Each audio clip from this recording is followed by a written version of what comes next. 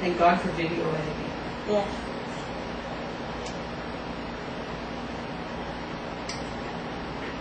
Well,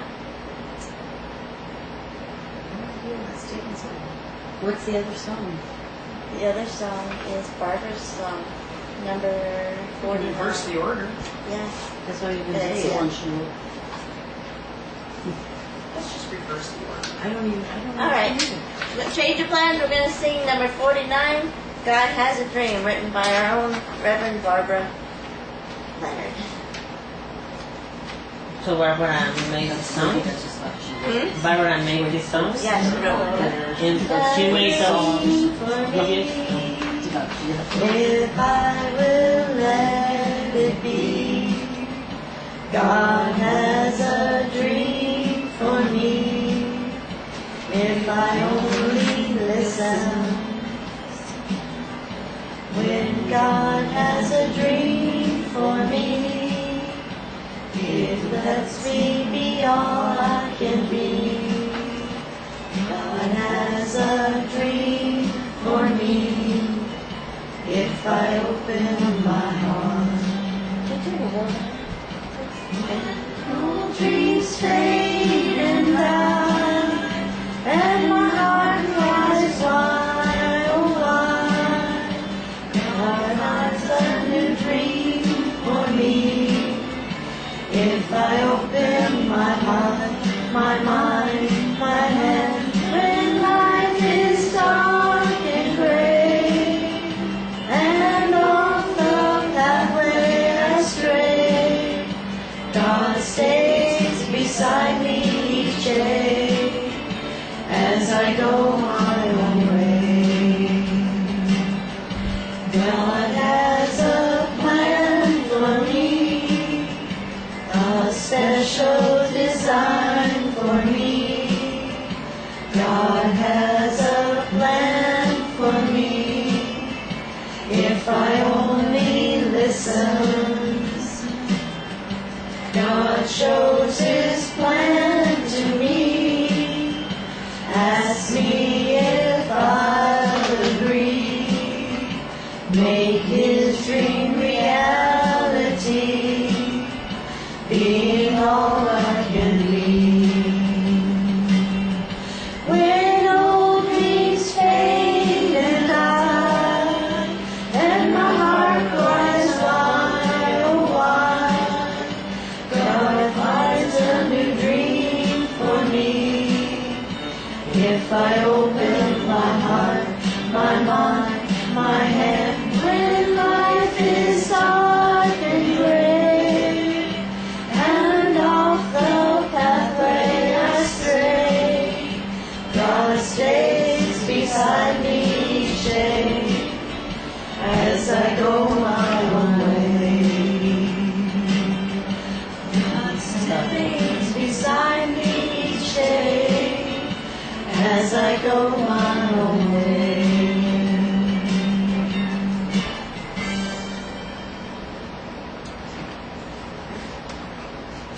Good morning, everybody. This is the day that God has given us. Let us rejoice and be glad. Please give your neighbor a hug and say, I'm glad you're here. There are many neighbors today. Glad you're here. Glad you're here.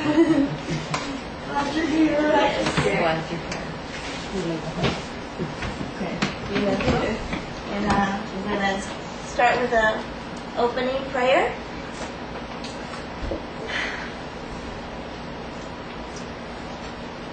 Here we are all gathered together to fill our bodies and our soul with upliftment and love of this day. Let us embrace the words and the songs and being in each other's company and get the most out of this service to take with us throughout the week. Amen. So I'm doing everything today. I'm chairperson. That means I'm kind of leading the service, but I'm also your speaker today. And it's the first time we're all here for my debut of I'm a minister in training here, and trained to be a reverend, and our senior Reverend Barbara has had another engagement that she went to today, so she says, Kathy, I'm going to give you a chance to run the service. And I says, okay, I'm there. And there's no place I'd rather be on a Sunday morning than at chapel service. And I'm so thankful to be here, and I'm thankful for all of you that joined us here in physical body and those that we can't see in spirit as well. And we have Dale on the line. Good morning, Dale. That would be Reverend Dale. Reverend Dale, that's right. She's our other Reverend, and she's up in, what city are you in? Haven. Yeah, I wish I could remember that. What is But it? thank you very much, Dale, Reverend Dale, for joining us. Good morning, everybody. Good morning. Good morning. And so then we're just going to move right into me being a speaker. Oh no, we got our second song first. Hopefully, we're going to try our second song, and then I will give the service. Oh my goodness. Oh, we got it. Number 30. Make me a channel of your peace. Where there is hatred, let me bring your love. Where there is injury, your pardon, Lord. And where there's doubt, true faith in you. Make me a channel of your peace. Where there is despair in life, let me bring hope. Where there is darkness, only lead light. And where there's sadness, ever joy. Master, grant that I may never see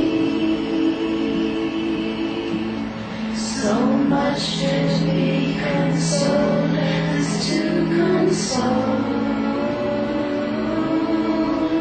to be understood as to understand, to love as to love with all my soul. Make me a channel of your peace. It is pardoning that we are pardoned. It is giving to all men that we receive. And dying that we are born to eternal life. That was a beautiful version of that by Sinead O'Connor. Very nice. So,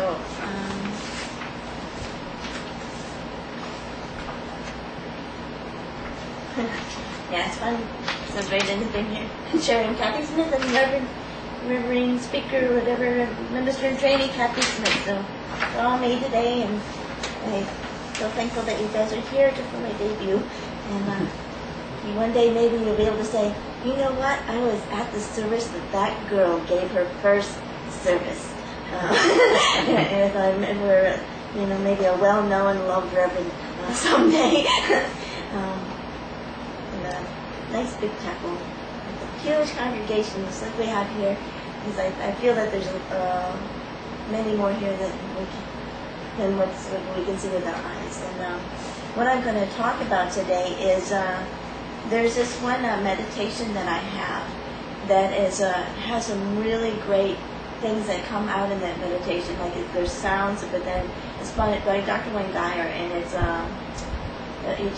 his CD where it's a CD on manifesting, and so it has two meditation. It has a morning meditation and an evening meditation.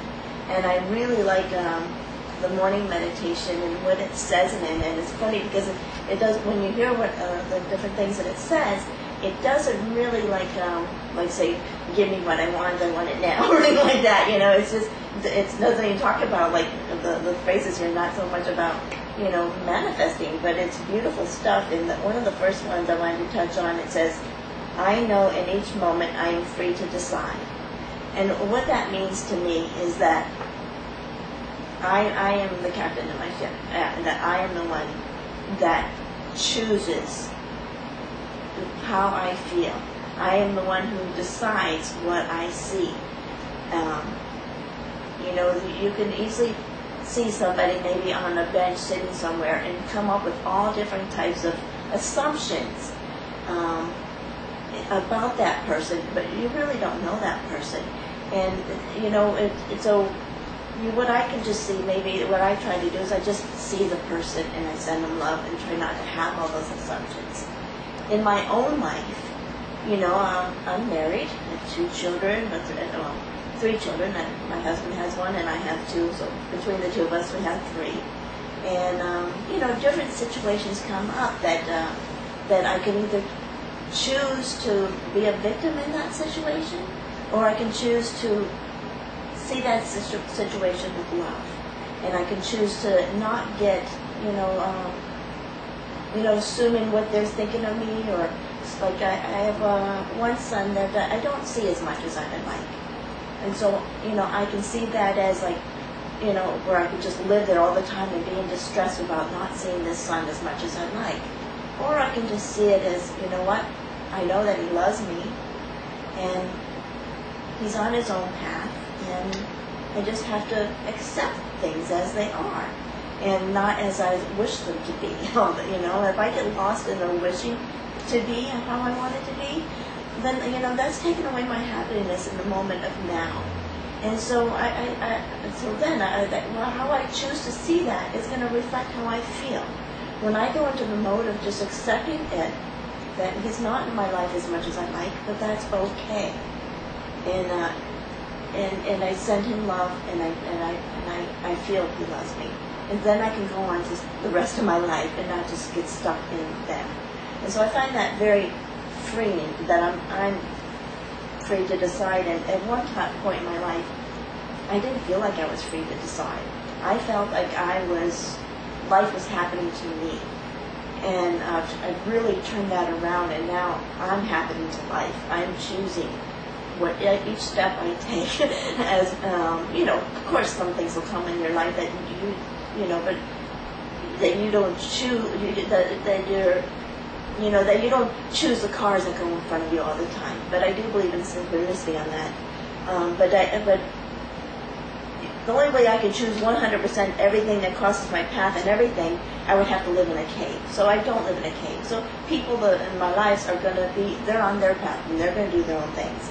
But in my own personal life, I'm always deciding. Nothing is happening to me anymore. Instead, I'm happening. I'm choosing what I feel, what step I'm going to take, what action I'm going to take. And by taking that mode, less is happening to me, and I'm having more say. I'm being a co-creator in my life, and it's really been a really freeing place. And I've taken that from 3 years ago. I was somebody that wanted to die. I didn't want to live. I felt like everybody was unhappy with me. I couldn't fit in anywhere, and I didn't see my life going anywhere. I didn't feel like I had a purpose. I had several jobs in my life. None of them really mattered, and you know, and it was just, and my life was spiraling out of control. And so I just thought it'd be so much better if I just was living here. I had a brother that I was talking to, and he says, you know, you need to read a book or something like that. And so I went to Salvation Army, and there was a book there that I took home, and it just kind of like the cover spoke to me, and I read it, and when I read it, it was life-changing, because it helped me understand why I was the way I was, because some things have happened to me in my life, and we all have a story. We all have things that have happened to us in our lives. But what that book told me is that, you know what, Kathy? no matter whether you and your husband stays together, no matter if your sons talk to you or not talk to you, for yourself, you need to get help. And so I started on a healing journey. And that in that healing journey, that's when I learned this, I'm free to decide. And I learned it through, I went to groups, and I went to counseling. And I had already had several years of counseling, but a lot of those counselors that I saw didn't have the tools in their tool bag to tell me how to live a different way. They just told me, they could see, they had empathy. They could empathize why I was, feeling what I was feeling. But they didn't have tools to teach me this one simple thing, that I'm free to decide. And it was through these groups and this one counselor that did make a difference in my life. And so what I'm going with that is, don't ever give up. If you are going through anything in life, don't give up. Just keep reaching out. It took me 31 years of reaching out before I found the help that really changed my life and brought me to this moment of I am free to decide. And what a life-changing moment that's been, because I've gone from wanting to die, being in a job that, I was falling asleep on my desk. It wasn't challenging. I was good at it, but, it just really didn't matter much. The only time that I've ever had a fulfillment job was when I was helping somebody and or making somebody's day better. And I thought, so I've changed my life. So now by being free to decide, I've taken that and I decided that I wanted to be a minister in training at this church. And I didn't see how it was going to happen, but I decided I love this church. I was so glad to find it, and I wanted to be a minister here. And I said, well, how, is Barbara going to ask me, or do I have to ask her? But I decided one day, I said, Barbara, I need the minister in training. I would love that. I would love to do that. And she says, well, you got to answer some questions for me first. And I said, okay. So I was up for that challenge. I answered those 3 questions. And then after getting into that and doing some speaking here, I was like, wow, I'm really loving this. And then I started feeling like the job I had was not getting me anywhere. And I'm just thinking that it was not conducive to my life, and it felt like it was in the way. And and the next thing you know, I'm being let go from that job. And I have a motto and a phrase, TGFED, thank God for every day. And I made up bumper stickers that had that on it. And I have it on my car. And as I was going to my car that day, I was let go from my job. I says, well, Kathy, are you thankful for today? And I thought, you bet I am. I am thankful for this day. I says, I'm going to turn this around. It wasn't the first time I was laid off from a job. And so I survived the other 3 previous ones. And so I thought, oh, you know what, this is meant to be. I said, because I had already decided I was going to go to college. And I thought I'd go to work during the day, come home, eat quick dinner, and then focus on distant learning, to take some courses. Because I decided I wanted to be a counselor. I wanted to help other people because I was stuck in a cocoon of pain for, those 31 years. And I found a way out. And so I thought, you know what? If I can do it, anybody can. And maybe I can be that person that those people were to me, that helped me get out of my pain. Maybe I can help other people get out of pain.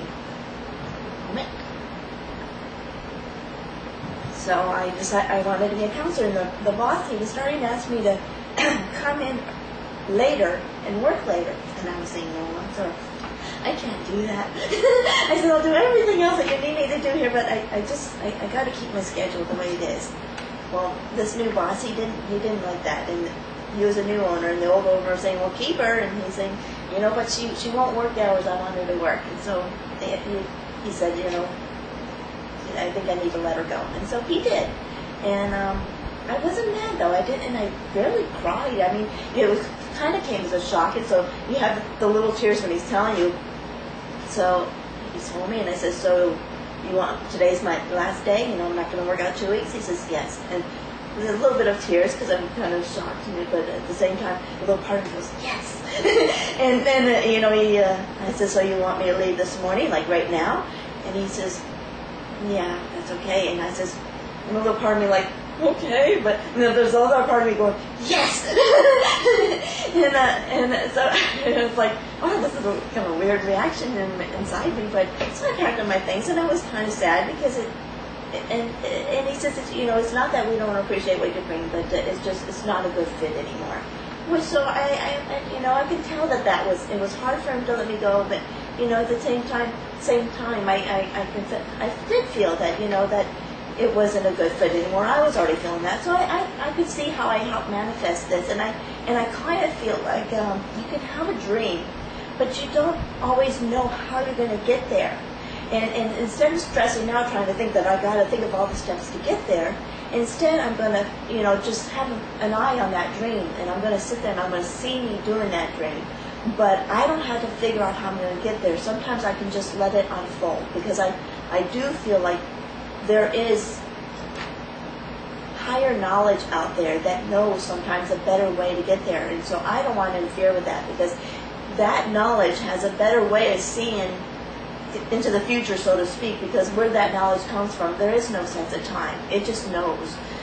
And so I thought, well, I'm just going to let things unfold. So the way I saw things is that being let go from this job, that life saw a better way for me to go to college than trying to burn the candles at both ends. And because I've been watching these commercials on TV about Action BC, about the government can help pay for your college if you want to go to college. And I'm thinking, oh, I really want. Where is that? And I did some research on it, but it wasn't like adding up to me. But I didn't know exactly all the directions to go, but I was kind of led. One thing led to another, and the first person told me, like, well, you need to do this, and then and check out colleges. So I started checking out colleges, and I went to one college, and they really didn't have a program for me, because I already knew I wanted to be a counselor, and it was more like a college that taught office skills for somebody that didn't have office skills. And he says, but you know what? He says, you need to go to VCCT. He told me the college I need to go to. He says, and you need to go see Avia. It's an employment service. And he told me, you need to do this. And I did everything that he said. Like he was like an earth angel that day to me, because he really got me started on my journey. And along the way, people will help you. You just got to be willing to ask for it. If you don't ask for it, if you just keep it inside, nobody knows that. So when you have a dream, let it unfold. But also, when you feel like someone's going to ask this person or talk to this person, listen to that little voice in you, because that's that little voice that is guiding you towards where you need to, what you can do next to lead you along the way. And so I did that, and I went to that college, and I decided I was going to go to that college, and people tried to talk me out of it. Well, that kind of counselor, it's really hard to find a job, or that's cool, but I was determined already, and when you're determined, then it doesn't matter what anybody says to you. They can't deflate your balloon if you're the one inflating your balloon. And I inflated that balloon daily. I mean, I had affirmations everywhere saying, I'm going to college, and I had, and somehow I'm going to get help with funding on this, and so I thought I was going to have to fund a little bit of it, but as it turns out, my husband gave me a Christmas gift that covered what the government would cover, and I knew I had to accept it from him, because he doesn't like when I don't accept his gifts, which is understandable. And so now I've been in college since May 12th, so May, June, July. I'm going into my third month. I'm going into my fourth class. By knowing that I'm free to decide, I've decided to be a reverend one day. I decided to be a counselor, and I'm on my way. And I'm having to decide all the time, even along the ways. But it's so great to be in charge of my own life instead of just letting life happen to me. And I'm not special in any way. I'm just your average human being, just taking charge of my life. And each and every one of everybody you see can do that once they know that they can. Until you don't, if you don't know that, then you can't. Like during those 31 years that I was in pain and stuff like that, and life was just always happening to me, and I didn't know, and so I'm somewhat responsible for what happened to me during all those years up until the age of 46, but I'm somewhat not responsible, because if I didn't know this, if you don't have that knowledge, then you are just kind of like bumping along in life, and life is just happening to you. Well, now I'm choosing what I'm wanting to bump into, and that's been a huge difference in my life, and I'm so glad to have gotten to that point. And so that kind of leads to the next one. It says, I realize I am free to let go and observe my life. Letting go. That's what stands out with me in that one. I did observe my life, and it was not going anywhere. And so I did have a lot of stuff that I was carrying around. I was carrying that suitcase everywhere with me, and all my troubles, everywhere I go, is all those troubles. And what happened to me when I was a kid, growing up, how I was treated by my siblings, things that my dad did to me that I didn't like, and my first marriage, what happened in that first marriage, But as long as I keep on seeing those as deferments in my life, they're going to keep on being sorrows in my life, and they're going to bring me down, and they're low energy. But the moment I decide to look at those in a different way, it can change the whole paradigm of my whole life, and it changes everything inside me. And so what my dad did to me, I turned that around and I thought, what good thing came out of what he did to me? What one good thing? And I thought, he taught me how to forgive, and he taught me about unconditional love. Because through all that what he did to me, I never stopped loving him. I always loved him. And so I'm thankful that he taught me about unconditional love. How I can unconditionally love somebody. With my siblings, same thing, I do unconditionally love them. They're not in my life right now because I choose not to have them in my life. But that's me deciding, because to me, the way they think about me is toxic. And so I cannot have toxic people in my life anymore. I can only have people in my life that know the good person that I am. So I decided. And even though that was a hard decision, and it still comes up in my mind, especially one sister especially comes up in my life, because I miss her in being in my life. But this is a path I've chosen. I decided, and the door's not closed, If I knew that she liked me as well as loved me, and it came across in what she said to other people about me and said to me, then, I look forward to that day, and I pray for that day. But until that time comes, I've decided that I'm happier this way. So it is about decision. It's not going to mean that all decisions are going to be easier, and that everything is going to be beautiful about that decision. The beauty of that part is that I don't have toxic people in my life. I only have people in my life that, make my life better and is enjoyable. Which brings me to the next one. It's funny how I really don't have this memorized, and it's funny how the kind of ones link together. It says, I totally accept going forward, I am totally responsible for everything that happens to me in my life. You bet I am. I am, from this point going forward, from the age of learning all this, going forward, I am totally responsible for what happens in my life.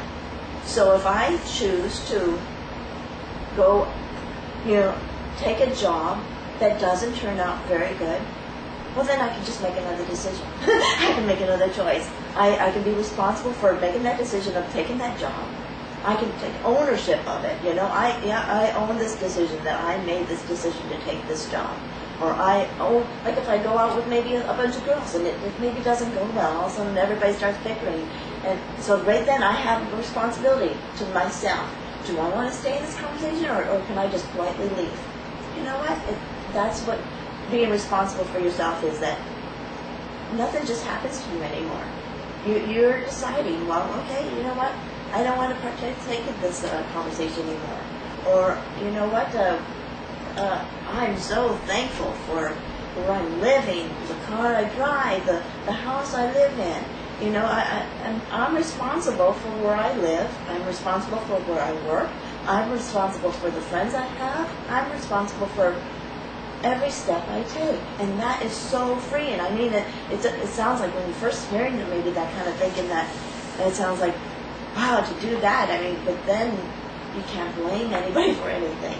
It's right. You do take that out of your life, blame. and that becomes a challenge when if you and your spouse or you and your girlfriend is having an argument, your best friend or whatever, you're thinking, but she did this or he did that, you know, you're blaming them, you know, and but taking responsibility for my life, I'm not taking responsibility for their actions, but I am going to take responsibility for how I, handle this situation. And if I decide that I want to speak up for myself, I'm responsible for how I convey that. I can go in there and say, you know what, you're the reason I'm not happy, and you're the reason that that my life is, I'm so unhappy right now, because what you do just disgusts me, Where is that going to go? He's going to get his back up, or she's going to get his back up, her back up, and get all defensive, and so you're not going to accomplish anything. It's going to be destructive. Or I can go in there and I can say, you know what? I feel when you do this, it makes me feel like this. And I can just leave it as that. I don't have to prove I'm right. I don't have to sit there, convince them that, that my feelings are legitimate. I can just say that, and I can give that person space and walk away. I'm not there to convince them that what they did was wrong. I'm there to say, I feel when you do this, I feel this way. And I'm just going to leave it at that. So that's, that's taking responsibility for yourself in every situation. And every situation and the things that come up is going to be different. Taking responsibility for my life hasn't removed challenges from my life or kept me immune from being sad. I still get sad, but I embrace those emotions and I don't try to fight them. I just try to go ahead and feel them to the fullest, because then that's when you can really grow from them and move on. If you're always stuck in it, like, oh, I'm not supposed to cry, I'm not supposed to be sad, that's not healthy either. So take responsibility for how you handle your emotions. But don't deny yourself from experiencing those emotions. Which leads to, I love this one. My past is nothing more than the trail I've left behind. What drives my life today is the energy that I generate in each of my present moments. When I put in that was just so wow. That's right. I mean, it's kind of like being in that boat, and the weight behind you, it's behind you. It doesn't have to direct where you're going. Leave that weight behind. It's the past. It's kind of like driving a car. When you're driving a vehicle, have you ever really noticed that you're experiencing the past, the present, and the future all at the same time? What you see in your rear view mirror is your past. What you're experiencing right in the car right then, that's your present. And what you're looking out your windshield, you're seeing where you're going. So keep your eyes focused on where you want to go. And leave that. In the past, it doesn't matter. What's behind you doesn't matter. Unless you just hit somebody, then stop. That does matter. The more I listen, the more profound silence becomes. That one took me a lot. I was like, what? What did I just hear? The more I listen, the more profound the silence becomes. And that one really took a while for me to understand and really grasp. And then, so then I started listening instead of talking. And then I was like, because a lot of times I don't know when you're listening. If you're listening to sometimes songs and lyrics, or conversations that your friends are having, or just different stuff that goes on, You realize, wow, it would be better right now if it was just silent, and I wouldn't be hearing that. And so that's how profound the silence become, and you can get comfortable in that. A lot of times people fear silence. Like they don't want to be alone with the silence. They don't want to be alone with themselves and quietness. They can't do it. I gotta have music on all the time, or I gotta have the TV on, or both. And there's nothing wrong. I've been there. I've had both on. You know, in times in my life that I've had both on. The TV just for company, just for noise, because I didn't like who I was alone with during those times. But I started doing mirror work of saying, looking in the mirror and saying, I love you. I love you. You know, and driving in my car, I put my little mirror down, and I'm at a red light, and I'm looking in the mirror, and I'm saying, I love you. And it took a while to get to the point that to believe it, to embrace it, to loving yourself is not selfish. Loving yourself is where it begins, because the more you love yourself, the more you're filled up to give love. So there's a big difference between narcissism and loving yourself. Narcissism is where you only think of yourself. But loving yourself, that's not that same game. That's totally different. I mean, it's loving yourself is filling yourself up so you're healthier. And the more you love yourself, the more love is going to exist in the world. So it doesn't hurt people if you love yourself. It helps people. If you come across people in your life, and you'll know the ones that love themselves, because they love themselves to be responsible for life and take control of their lives and what they say and what they do. And they're usually those people that are trying to be the best people that they can be. And there are people that don't love themselves that do that as well, but they're doing it from more of a sad state than a happy state. They're doing it from more of a, well, maybe if I give a lot of love away, then I'll feel loved. And so they're trying to get their love from people in their lives to fill them up. But that person, that's what sometimes causes so much anguish, is that we get so upset because somebody's not loving us the way we feel that we want to be loved. But you know what? Those people are only capable of loving you the way they are capable of loving you. They cannot draw from something that's not there. So if I'm, wanting them to love me, that's going to put me in sadness. But if I fill myself up with love, then whatever love I do get from them, it will be just like the icing on the cake. And you know what? Even knowing all this, I still get caught up in that. I still get with my son. He's not. I can get caught up in sadness, feeling like he's not loving me the way I want to be loved, or my spouse, or I could just let that go and fill myself up with love, and literally give myself a hug if I feel like I need a hug. Look in the mirror and say, I love you, Kathy. And there's everything right with that and nothing wrong with that. That is what is necessary. The more of us that do that, the better world we're going to live in.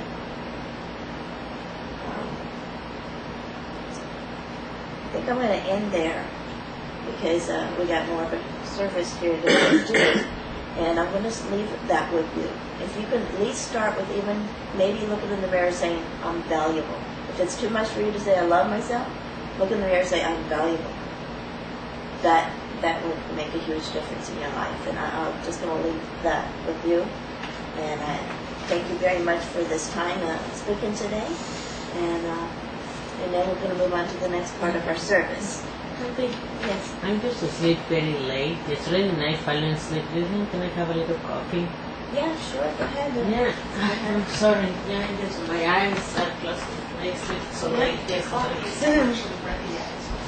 So we're a healing ministry, and we have our healing bowl behind us here. If anybody that you know needs healing, just put their name, first name only. God knows who you're talking about. This bowl is prayed on. There's many bowls around the world. If you want prayers for yourself, you can just put put me on there. That's good too. It's whatever works for you. And if you have, and then we also have one of our congregation members, Helen. She was in an accident in Germany. She broke her neck, and I would like to put her name out there for her to receive prayer. She is doing good, and she is already has plans of getting her and her daughter coming back getting her back into Canada, so she's doing well enough to travel. But some prayers for her to get her home safely and sound and to continue on her healing journey would be very much appreciated. And from there, we're going to go into our meditation, which also is very healing as well. Please join us.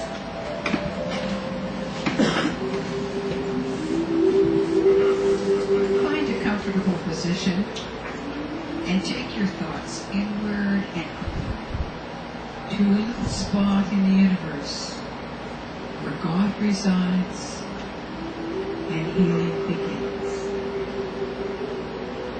Allow the energy to move through the tips of your toes, moving upwards or round and round the body.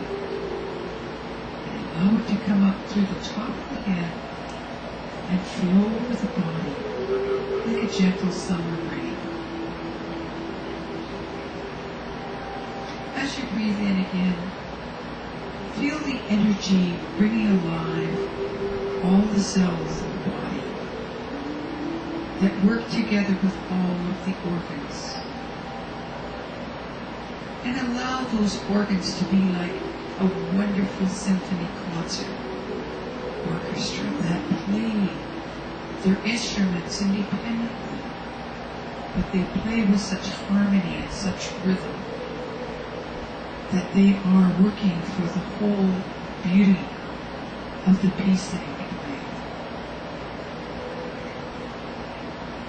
And as you breathe the energy in and revitalize all of the energies in the body, in the cells, and the organs, know that you are doing that to bring healing to the whole. And as the energy comes in again through the tips of the toes, allow it to expand into the mind.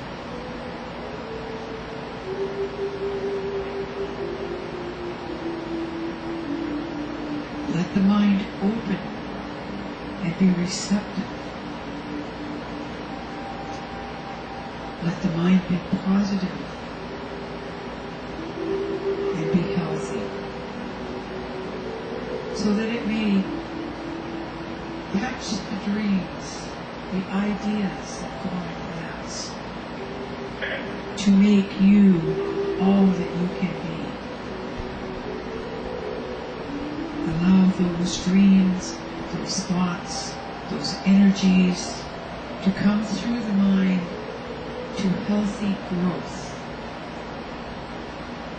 so that they will grow and produce the dream that God has for you.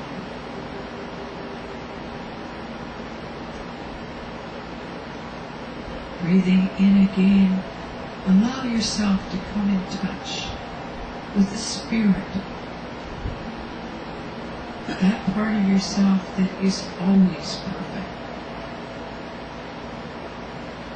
And allow the Spirit to communicate to the mind and the body what it needs for this journey that it is having in this physical existence.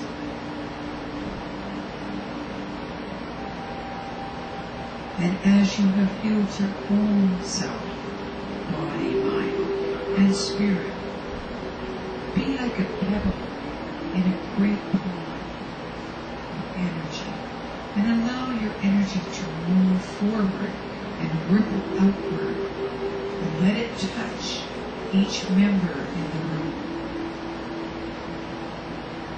And joining together, allowing the energy to draw through everyone to facilitate the healing.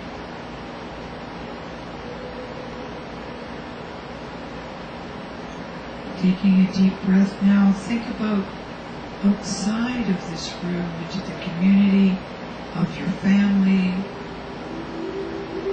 the community around you, of your teachers and your leaders, and allow that energy to ripple out and touch all of them, so that they too may experience the wonderful healing, the wonderful peace,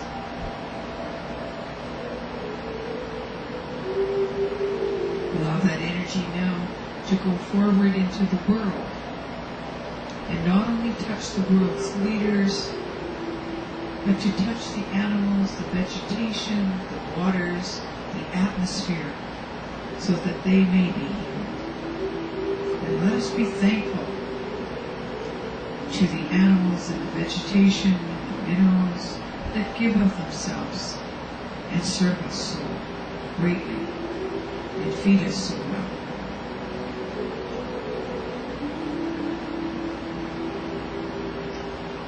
Allow us now to reach out into the universe, into other parts of the universe that we are not familiar with, for many mansions in God's world that we are not aware of every room in every mansion. But we send love and we send caring, for God promises us that love and healing is never ending. And all we need to do is ask, and the energy will follow the intention of the thought, and the healing will begin.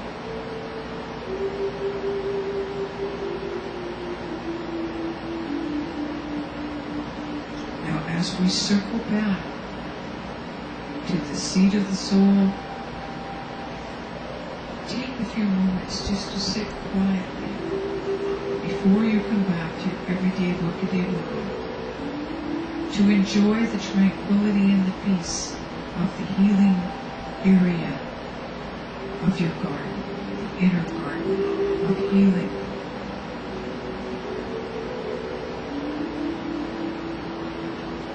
And know that you may visit here at any time, and God has promised the love and the healing is never ending. So open your hearts, your mind and your hand.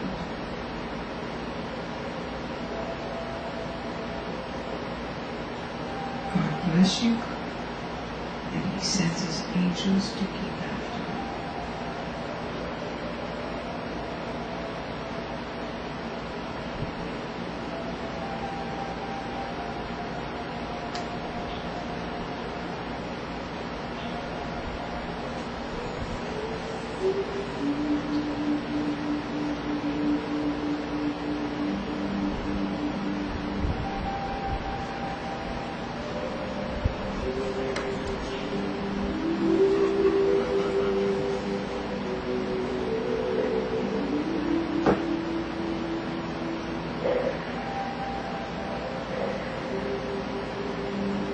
Everybody, welcome back to the room. So you can get your coffee. No, I wasn't ready It's for ready it. now. It's ready Oh, now. It's ready now. This is very interesting, the conversation, so I need to be so wait and focus. This next segment of our service is something that sets us apart from some other churches that we do differently. Like even some other spiritualist churches, they don't really do this, but this is something I think Barbara incorporated, and I really like it. And it's our care and share segment of our service. And today, our own Reverend Dale is going to do our care and share. I'm not sure what she has to say. It's the first time I'm hearing Reverend Dale give a talk, so I'm looking forward to hearing what she has to say. Are you ready, Reverend Dale? I think so. You think so? All right. I think I'm ready. You're on. Can everybody hear me? Yeah? Yep. Hello? Yep, we can hear you loud and clear. Okay, good. Today I'm sort of going along the same line of what Kathy's talk was, and that is a matter of trust. And I just wanted to share with you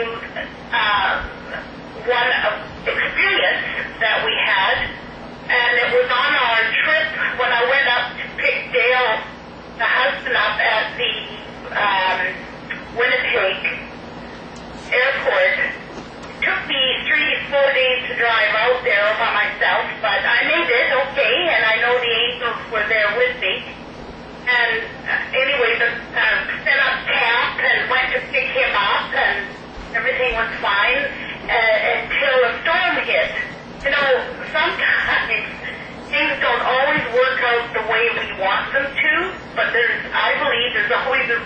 behind it.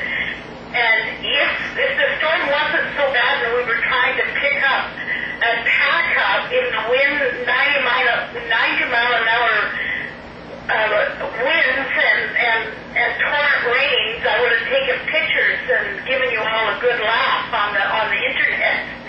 Anyways, that was fine. We did that. We got packed up and headed to the nearest hotel and made our way home day by day. So we were doing all right, and we stopped at various places. And I was 16. The main highway was closed. So I thought, okay, now what do we do? So we ended up being detoured and rerouted and went to these little towns and just made a decision that we would pop into Prince Albert, which was not really on our part of our journey in the beginning. But I thought, you know what? I have a very elderly uncle that I've never met. His name is Roland. And I thought, I just felt the impression that maybe now is the time to stop in and have a visit. So I phoned, and my aunt, she was still alive and kicking, said yes, that would be wonderful. So we stopped in and we had a fabulous meeting and visit with my old uncle and auntie, and they were thrilled to see us. And I thought afterwards, I thought, we didn't plan this, but Creator knew what to do. And I just have that feeling that was not only a good visit, but was probably the last visit. Hopefully not. Maybe we'll get a chance to see them again. But you just never know where you're going to be guided, and we've got to have more trust. Things sometimes don't look like they're going our way, but it ends up that we're going to do what we're supposed to do in the end anyway. And I have a lot of different experiences regarding this that I can share with you all later, but I just wanted to share this one recent with you and hope that you enjoyed the adventure that we had. Thank you. Thank you, Reverend Dale. That was really, you can have a plan, but you don't have to be in love with that plan, right? Exactly. Yeah.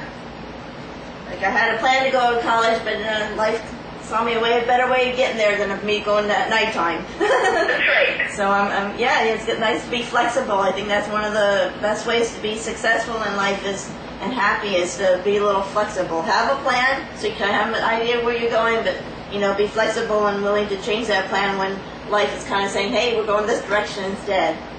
Exactly. Awesome. Thank you very much for that. That was beautiful. Welcome.